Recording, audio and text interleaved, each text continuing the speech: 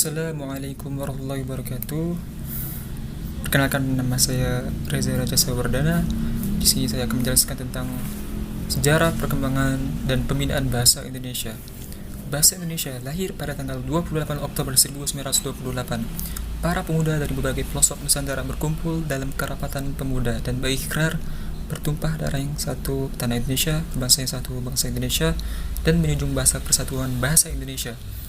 Ikrar para pemuda ini dikenal dengan nama Sumpah Pemuda. Unsur yang ketiga dari Sumpah Pemuda merupakan pernyataan tekad bahwa bahasa Indonesia merupakan bahasa persatuan bangsa Indonesia. Pada tahun 1928, itulah bahasa Indonesia dikukuhkan kedudukannya sebagai bahasa nasional. Bahasa Indonesia dinyatakan kedudukannya sebagai bahasa negara pada tanggal 18 Agustus 1945. Karena pada saat itu, Undang-Undang Dasar 1945 disahkan sebagai Undang-Undang Dasar Negara Republik Indonesia.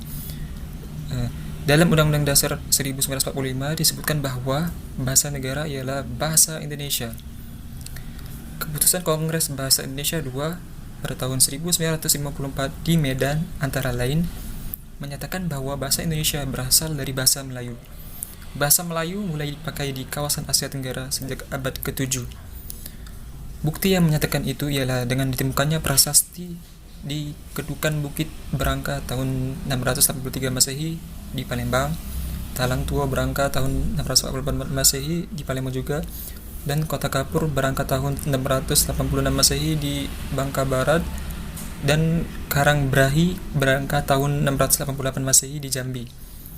Prasasti itu bertuliskan huruf Pranagari berbahasa Melayu kuna. Bahasa Melayu kuna itu tidak hanya dipakai pada zaman Sriwijaya, karena di Jawa Tengah, tepatnya di Gandasuli juga ditemukan prasasti Berangka tahun 632 Masehi, dan di Bogor ditemukan prasasti Berangka tahun 942 Masehi yang juga menggunakan bahasa Melayu kuna.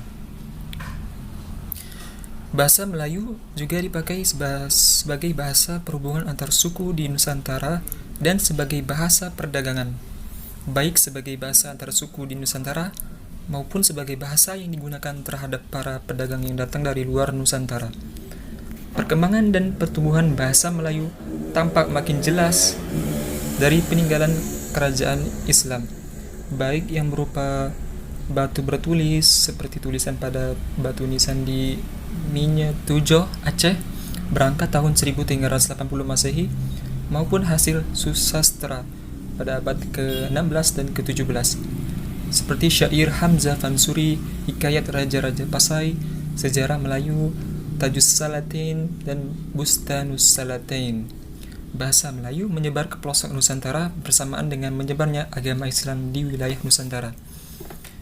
Bahasa Melayu mudah diterima oleh masyarakat sebagai bahasa perhubungan antar pulau, antar suku, antar pedagang, antar bangsa, dan antar kerajaan, karena bahasa Melayu tidak mengenal tingkat tutur. Bahasa Melayu yang dipakai di daerah di wilayah Nusantara dalam pertumbuhannya dipengaruhi oleh corak budaya daerah. Bahasa Melayu pun dalam perkembangannya muncul dalam berbagai variasi dan dialek. Perkembangan bahasa Melayu di wilayah Nusantara mempengaruhi dan mendorong tumbuhnya rasa persaudaraan dan persatuan bangsa Indonesia. Para pemuda Indonesia yang tergabung dalam perkumpulan pergerakan secara sadar mengangkat bahasa Melayu menjadi bahasa Indonesia, yang menjadi bahasa persatuan untuk seluruh bangsa Indonesia. Sumpah Pemuda pada tanggal 28 Oktober 1928. Kebangkitan nasional telah mendorong perkembangan bahasa Indonesia dengan pesat.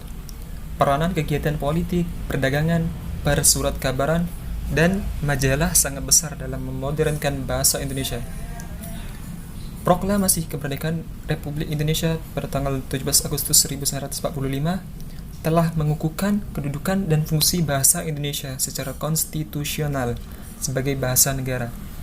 Kini, bahasa Indonesia dipakai oleh berbagai lapisan masyarakat Indonesia, baik di tingkat pusat maupun di daerah.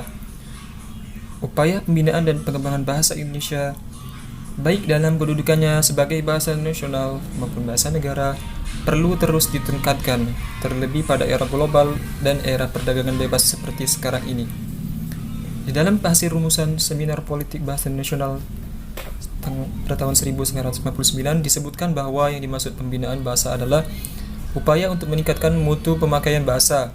Pembinaan bahasa adalah upaya meningkatkan mutu penggunaan bahasa melalui proses belajar bahasa di semua jenis dan jenjang pendidikan, serta pemasyarakatan bahasa ke berbagai lapisan masyarakat.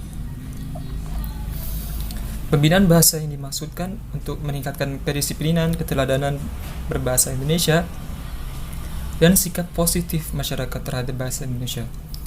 Berdasarkan penjelasan tersebut, bisa disimpulkan bahwa pembinaan bahasa merupakan upaya sadar, terencana, dan sistematis tentang peningkatan mutu bahasa sehingga masyarakat pemakainya memiliki kebanggaan dan kegairahan menggunakannya. Tujuan pembinaan bahasa Indonesia meliputi 5 hal, yaitu penumbuhan sikap positif, meningkatkan kegairahan bahasa Indonesia, meningkatkan keikutsertaan menjaga mutu bahasa Indonesia, meningkatkan mutu bahasa Indonesia, dan menggunakan bahasa Indonesia yang baik dan benar. Baiklah, itu saja yang bisa saya sampaikan. Lebih dan kurangnya mohon dimaafkan. Apabila ada salah kata, kami mohon maaf. Wabillahi taufiq wal hidayah.